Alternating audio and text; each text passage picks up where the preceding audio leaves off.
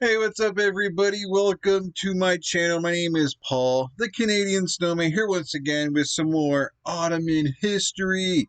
Ottoman Wars. We're doing the siege of Vienna today. We just did Battle of the Mohawks, and pretty much Hungary. Oh, by the way, if this is like your first time on my channel, I would definitely suggest starting from the beginning of this playlist, the Ottoman playlist, where you kind of start from the beginning, Ottomans, gaining power and all that stuff. But anyways, yeah, last episode, Hungary just got obliterated. Like, my God, like that was really sad. I mean, Hungary it's almost no more. They're kind of left with a small portion of land. It seems like. But now, siege of Vienna. Guess guess we're gonna see what happens here. Obviously, it's a siege, but we're gonna get to know some details here. Check it out. Da, da, da. Super excited about this one. Couple of people in the comments were saying, this was a big deal, you know, which I figured, a lot of these ones were a big deal, but some people point out that this is like a really big deal. But anyways, let's check it out. Before I do, please hit that like and subscribe button below. I'd really appreciate it. Thank you.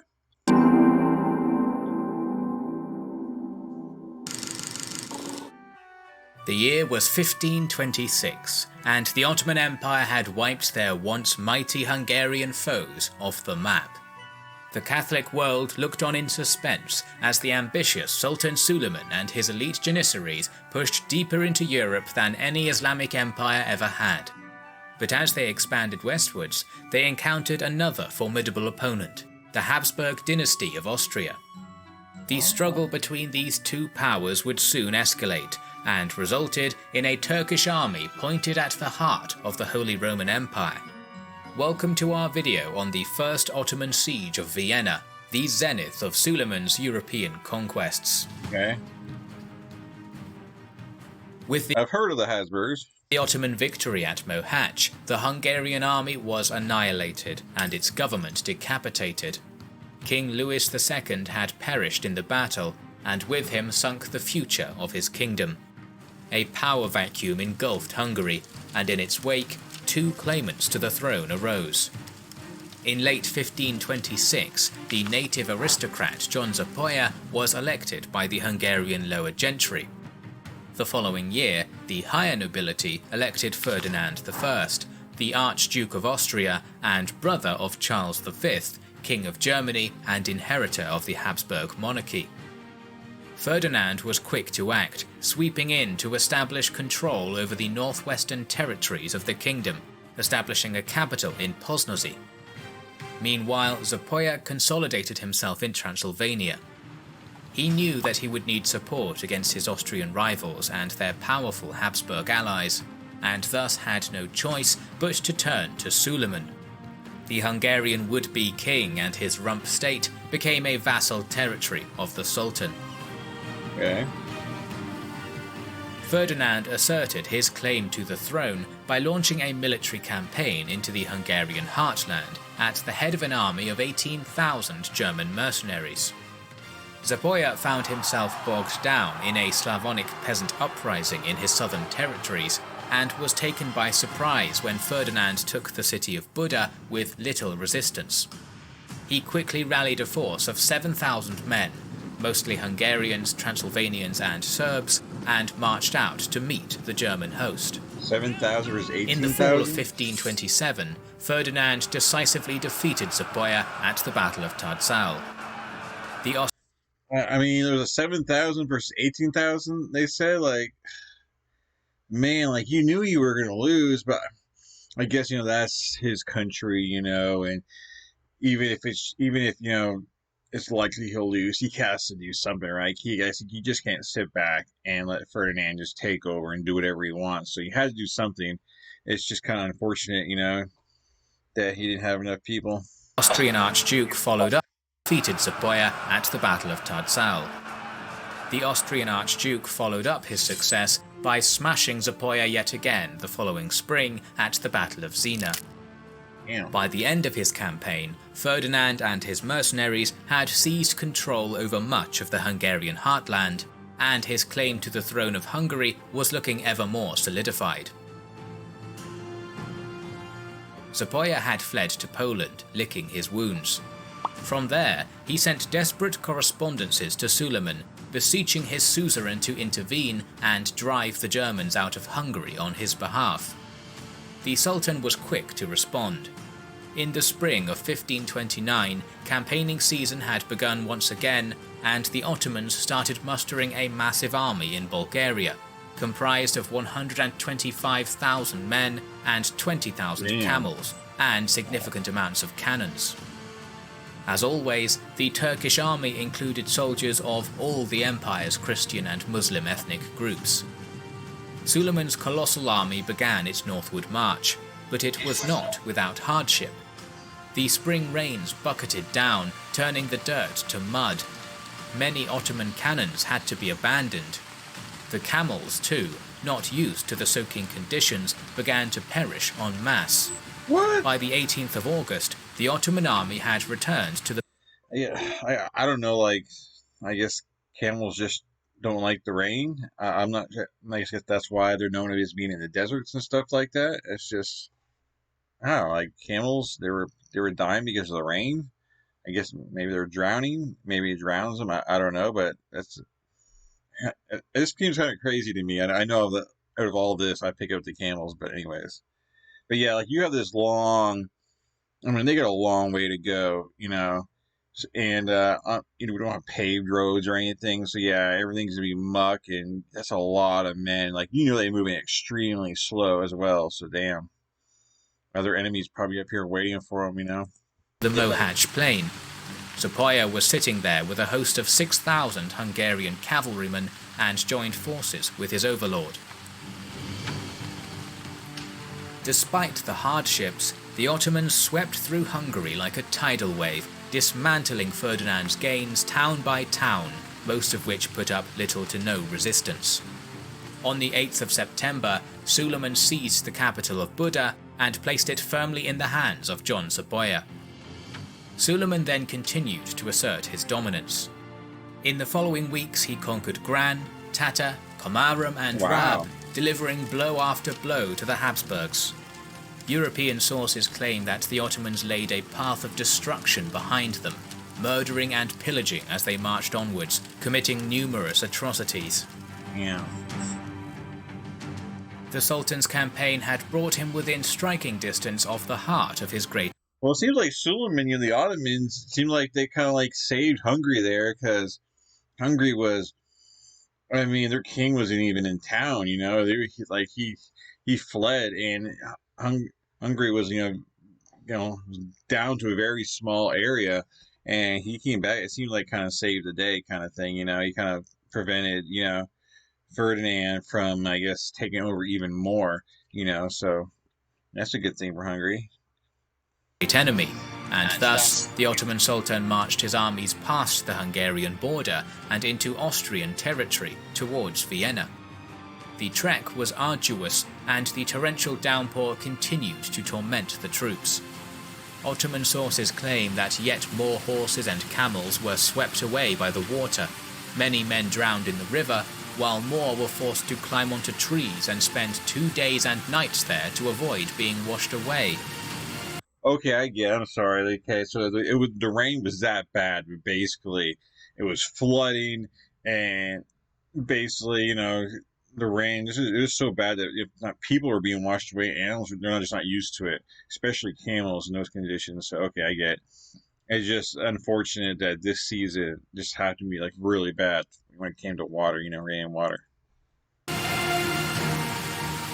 By now, Western Europe had become more and more aware of the existential threat the Turks posed. The reformer Martin Luther, who previously had been against resisting the Ottomans, now published a book compelling the Habsburg crown to defend the empire from Suleiman's expansion, in which he stated, "It is a fact that the Turk is at our throat, and even if he does not will to march against us this year, yet he is there, armed and ready any hour to attack us." Christendom was aware that a strike upon Vienna was likely. The city would not be taken by surprise. Go. Knowing that an army encroached upon their city, Ferdinand had fled and taken refuge in Bohemia. The Viennese population was left leaderless, but began mustering a rabble militia, made up mostly of peasant farmers ready to defend their home. Wow. Fortunately for the defenders, Emperor Charles V sent a contingent of 17,000 mercenaries to defend the city. Right. This force was made up mostly of Landsknechts, elite professional soldiers mostly from Germany, known for their flamboyant dress, a symbol of wealth and power. For a second there, I thought, wow, like are the just the people living there? Are they actually gonna be able to defend the city by themselves and send the Ottomans home packing all by themselves without any kind of leader? And now I see this guy slowly coming to frame or down here, like who's this dude? So, and he's bringing a lot, some experienced troops and whatnot. So okay, gonna be more of a fair battle, because like this is a big battle. I don't think it would be known for, I guess, Ottomans just slaughtering all those people in there. At their head was Nicholas Salm, a 70-year-old soldier who had made a name for himself at the Battle of Pavia 7 years earlier. Salm would assume command of the city's defense. Okay. Happy, so happy, let's hit the open road. Camp without Come a on. tent, talk without a phone. Host a movie night, Get your zen on. nice to feel at home, everywhere you go. Oh man. She's fierce, but loyal. Follow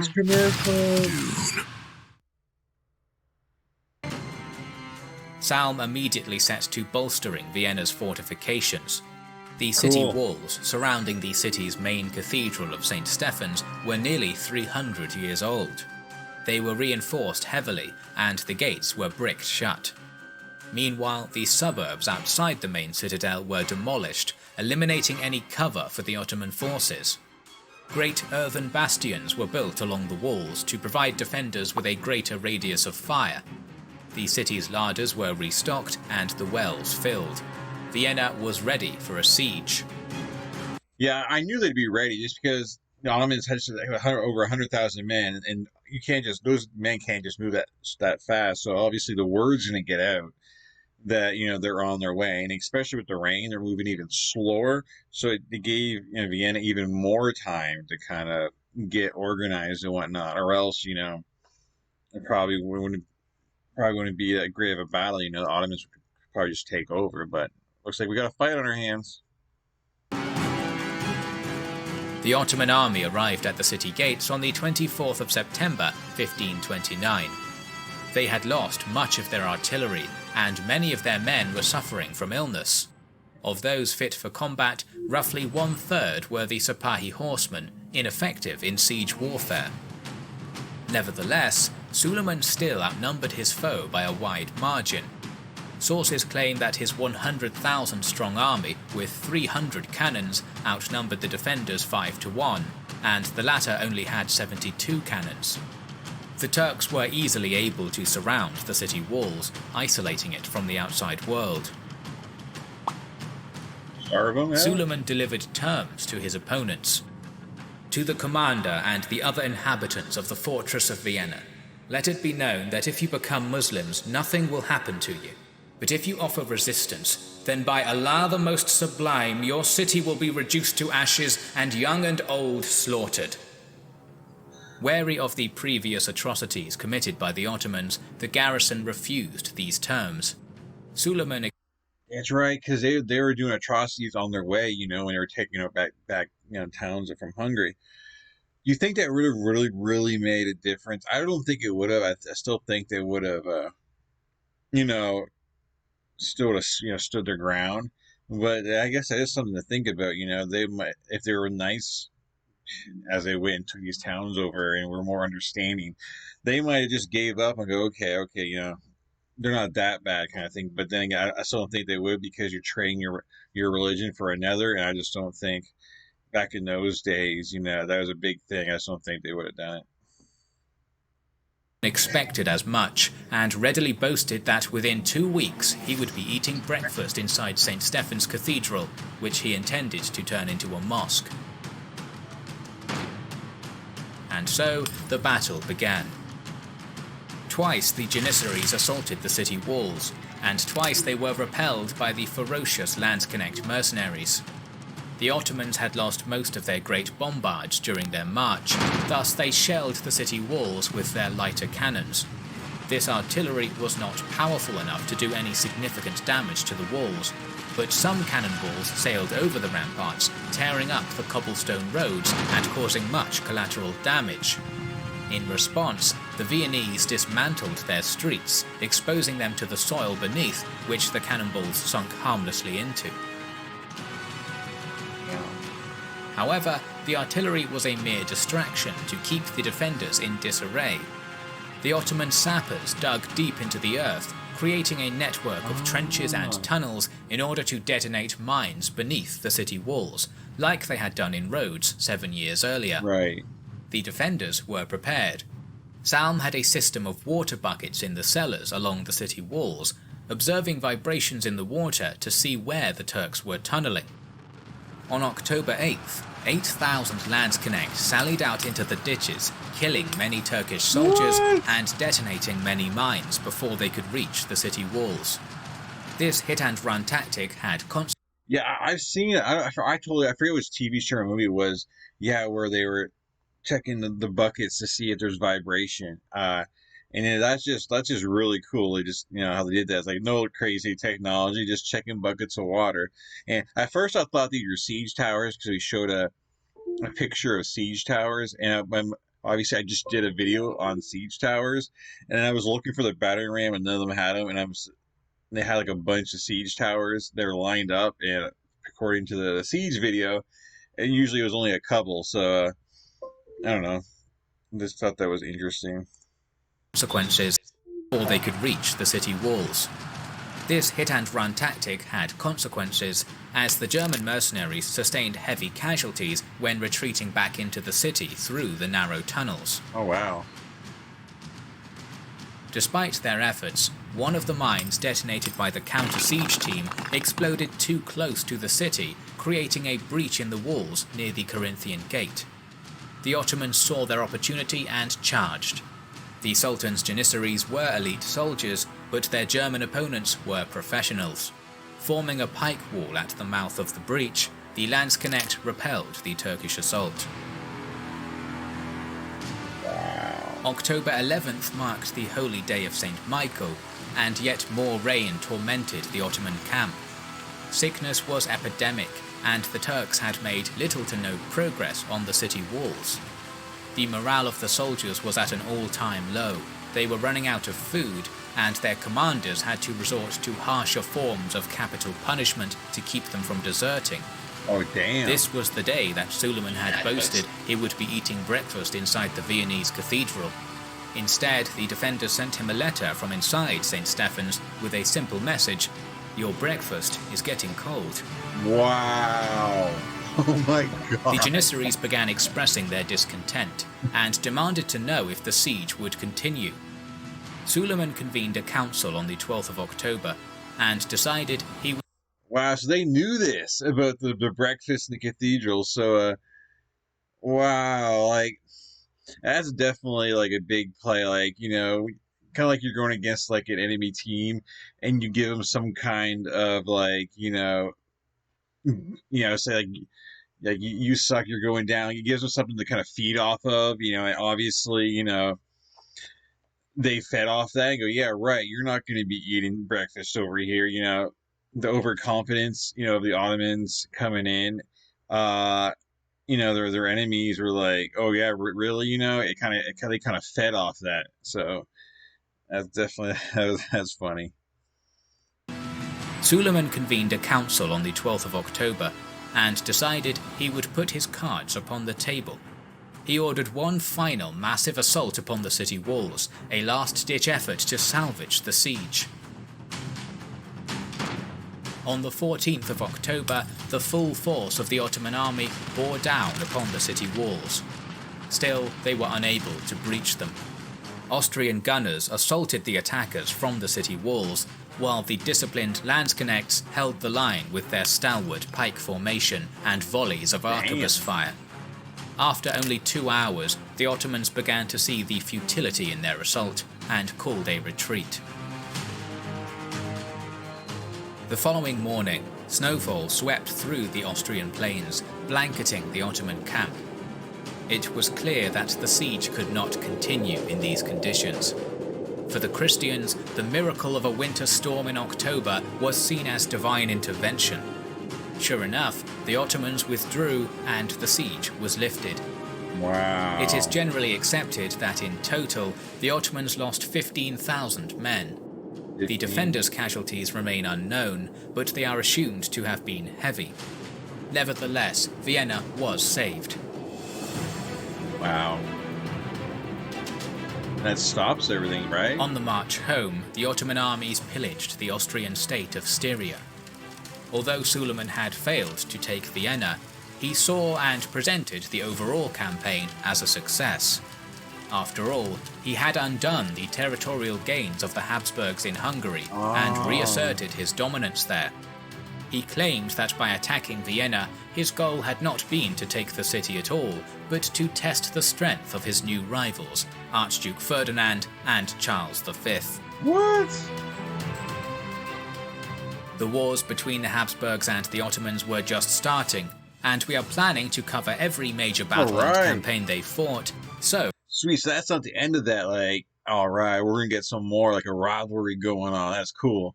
Come on, it was a defeat, dude. You lost 15,000 men. I mean, I do get, like, the positive out of the situation. You got that all that land back. But, you know, you didn't go there looking to lose. And, man, like, I don't remember how far the Ottomans, you know, go in here. I know they're not going to go as far as, you know, the purple over here, the Holy Roman Empire. But I wonder if they eventually do take it. I don't think they do, though. I really don't think they do. But, because if they take Vienna, like, what's stopping them? They're going to march, you know. Then you're going to have, like, everyone out in the West here, like, you know, France and everything going to be taken. Oh, well, no, France had a deal with the Ottomans, so they're on the same team. I don't know what would have happened. I mean, there's still plenty of videos left, so I don't know what I'm getting at here. We're like at the halfway point, just past halfway point. I mean, they might push way up in here for all I know. But anyways, guys, let me know your thoughts below in the comments. Definitely a cool video. But yeah, just the march to get there, and then the sickness and not getting your cannons. It had loss written all over, and then Vienna got some backup mercenaries coming in, and you know, just before the battle even started, you know, it just wasn't looking good for the Ottomans. You know, I mean, they were coming prepared. They just couldn't make it there with, you know, all their stuff, because I think it would have been a totally different battle if they did, and maybe even a different outcome. They had everything. I think Ottomans, there was a good chance they could have taken the city. But anyways, let me know your thoughts below. Like I said, hit the like and subscribe button. Catch you guys in future videos.